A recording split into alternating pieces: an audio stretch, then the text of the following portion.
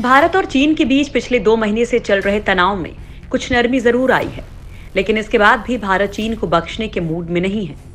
भारत की कूटनीतिक जीत तो तभी हो गई थी जब चीन की सेना एलएसी से पीछे हटने को तैयार हो गई थी। दरअसल चीन के 59 ऐप भारत में बैन होने के बाद चीन को बड़ा झटका लगा था। भारत के बाद अब अमेरिका और ऑस्ट्रेलिया भी चीनी ऐप्स को बैन करने की तैयारी में लगे हैं, लेकिन भारत सरकार की तरफ से चीन को कड़ा जवाब देने की प्रक्रिया शुरू हो चुकी है।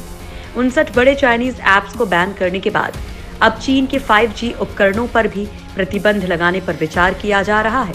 जानकारी के मुताबिक सरकार ने 5G तकनीक के उपयोग पर निर्णय लेने के लिए उच्चतम स्तर पर मंथन शुरू किया है। कुल मिलाकर केंद्र सरकार अब 5G तकनीक से भी चीनी कंपनियों को बाहर रखने की तैयारी में है। चीन ने पूरी दुनिया को मुट्ठी में करने के लिए 5G का जाल फींका है।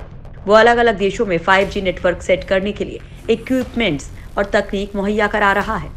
5G के जरिए चीन का खेल क्या है, इसे दुनिया के कई देश समझ रहे हैं। तभी तो अमेरिका, ब्रिटेन समेत यूरोपियन यूनियन के कई देशों ने हुआवे और ZTE जैसी चीनी कंपनियों पर बैन लगा दिया है। जापान भी दूसरे सप्लायर्स तलाश रहा है। वियतनाम ने अपना अलग 5G वर्जन तैयार कर लिया है। ऐसे समय में जब अंतर्राष्ट्रीय स्तर पर चीन का बहिष्कार चल रहा है, तब भारत भी उस पर बड़ी आर्थिक चोट करने की तैयारी में है। दोस्तों, आज के इस वीडियो में हम आप लोगों को चीन पर होने वाले इसे डिजिटल स्ट्राइक के बारे में बताने वाले हैं कि कैसे भारत चीन को 5G झटका देने वाला है। भारत चीन को दे सकता है 5G का झटका।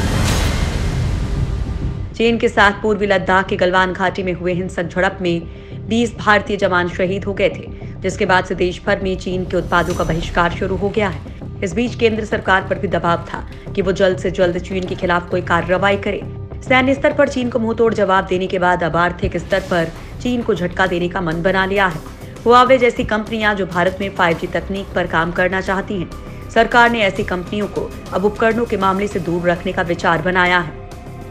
वहीं चीन के लिए हालात ऐसे हैं कि वो भारत से 5G का सौदा करने को कुछ भी करने को तैयार है, चाहे इसके लिए बॉर्डर पर झड़पें हों, चीनी सोशल मीडिया ऐप्स का दुरुपयोग करना पड़े, साइबर अटैक करवाने पड़े, टैरिफ बढ़ाने पड़े या API की सप्लाई कम करनी पड़े।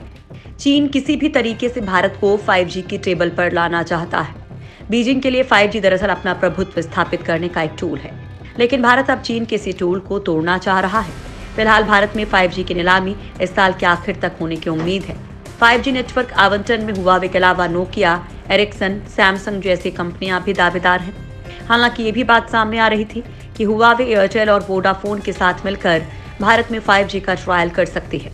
इसके अलावा वोडाफोन, जियो और आइडिया के भी इस नीलामी में हिस्सा नहीं लेने की संभावना जताई जा रही है। इन हालातों में भारत सरकार को टेलीकॉम कंपनीज के लिए बेल आउट पैकेज जारी करना पड़ सकता है। भारत का टेलीकॉम सेक्टर पहले से ही बेहद बुरी हालत में है। गैर चीनी इक्विपमेंट्स खरीदना उसके लिए बहुत मुश्किल होगा, मगर उन्हें सब्सिडी और टैक्स ब्रेक्स देकर इंसेंटिव दिया जा सकता है। इससे कंपनियों को अभी के हार्डवेयर डिपेंडेंट नेटवर्क से सॉफ्टवेयर सेंट्रिक नेटवर्क में मूव करने में मदद मिलेगी। कैसे पूरी होगी भारत में 5G की डिमांड?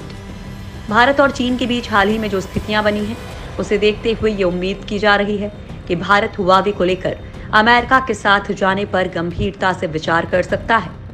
तब ऐसी स्थिति में भारत के पास फिनलैंड की कंपनी नोकिया, स्वीडन की कंपनी एरिक्सन और दक्षिण कोरियाई कंपनी सैमसंग का विकल्प बचेगा।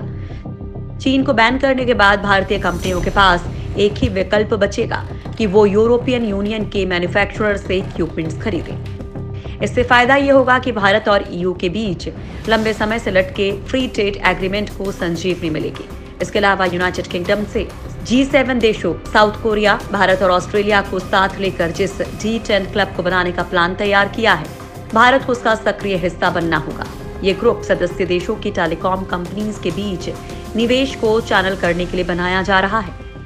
चीन पर निर्भर न रहना पड़े, इसके लिए G10 के सदस्य 5G इक्विपमेंट्स की ऑल्टरनेट सप्लाई क्रिएट करेंगे, जो भारत के लिए फायदे का सौदा होगा। 5G पर भारत और अमेरिका आ सकते हैं साथ। वहीं अमेरिका का दबाव है कि दुनिया के देश हुआवे को 5G का कॉन्ट्रैक्ट ना दें। अमेरिका उन देशों को 5G तकनीक विकसित करने में मदद करने का भरोसा भी देता रहा है जो देश हुआवे की सेवाएं लेने से इनकार करते हैं।